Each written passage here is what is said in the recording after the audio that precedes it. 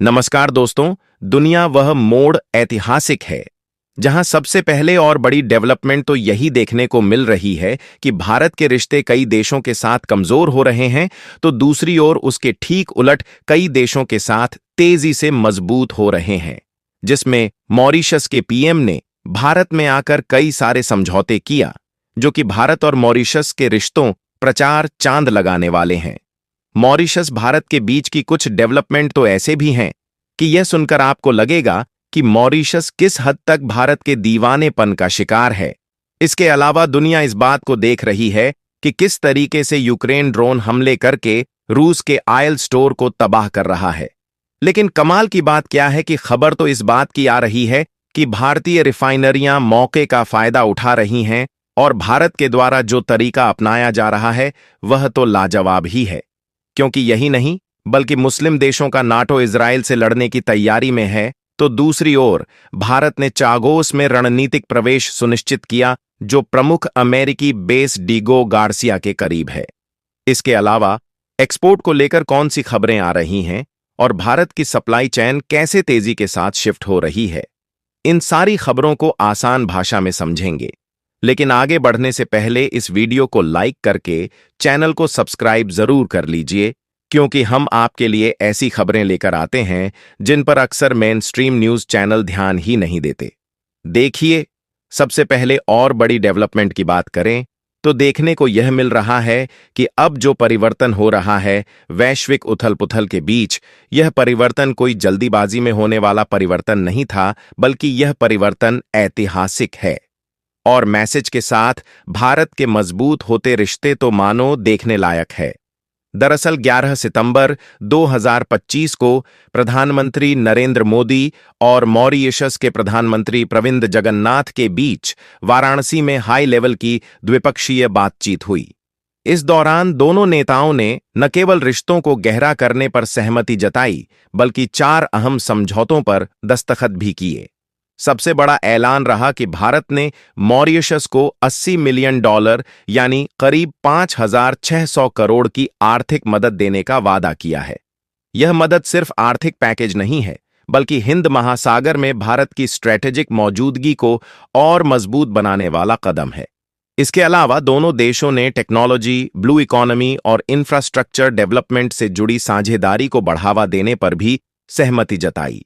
इतना ही नहीं, प्रधानमंत्री मोदी ने कहा कि भारत और मॉरिशस के रिश्ते सिर्फ राजनैतिक या आर्थिक नहीं, बल्कि सांस्कृतिक और ऐतिहासिक धरोहर से जुड़े हुए हैं। इसी कड़ी में एक और दिलचस्प पहलू सामने आया कि मॉरिशस के प्रधानमंत्री प्रविंद जगन्नाथ ने अपनी भारत यात्रा के दौरान उत्तराखंड का दौरा किया।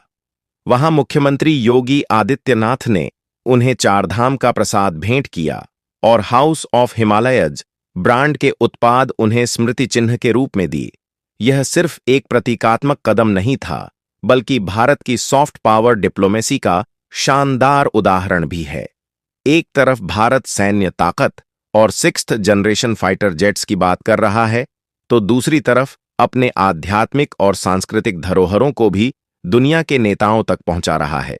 यानी यह पूरा संदेश साफ है कि भारत अब सिर्फ इकोनॉमिक या मिलिट्री सुपर पावर नहीं, बल्कि एक सांस्कृतिक और आध्यात्मिक ताकत के रूप में भी उभर रहा है। और मॉरिशस जैसे देशों के साथ रिश्ते गहरे करना हिंद महासागर क्षेत्र में भारत की पकड़ को और मजबूत करेगा। इसके अलावा मॉरिशस के प्रधानमंत्री की पत्नी ने बनारसी साड़ी खरीदी और अपने देश में बनारसी साड़ी का स्टोर खोलने का ऑफर दे डाला।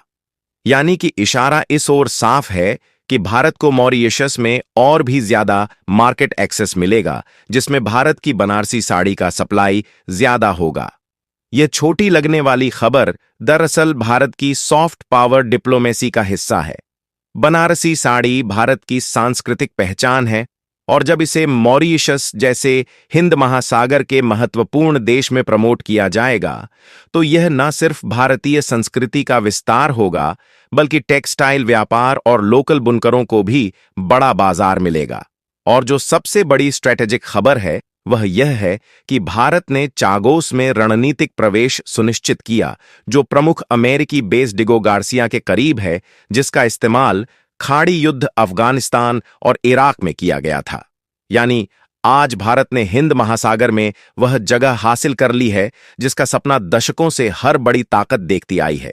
जी हां, चागोस आइलैंड्स में भारत की एंट्री हो चुकी है और यह एंट्री कोई मामूली नहीं है, क्योंकि यहीं पर है डिएगो गार्सिया नामक अमेरिका का वो सुपर स्ट्रेटेजिक नेवल बेस जिसने गल्फ वॉर, अफगानिस्तान और इराक जैसे युद्धों की दिशा ही बदल दी थी।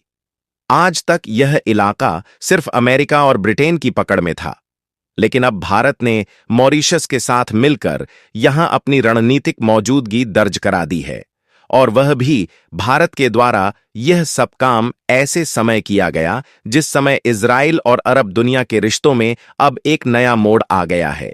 कतर में हुई इस्लामिक समिट से निकला एक बड़ा ऐलान पूरी दुनिया का ध्यान खींच रहा है। मुस्लिम देशों ने साफ कहा है कि अब इजराइल की कार्यवाही को यूं ही नहीं छोड़ेंगे। कुछ दिन पहले इजराइल ने कतर की राजधानी दोहा पर एयर स्ट्राइक की इस हमले में हमास के प्रतिनिधियों को निशाना बनाया गया, जो गांजा युद्ध रोकने और बंधकों की रिहाई पर बातचीत कर रहे थे।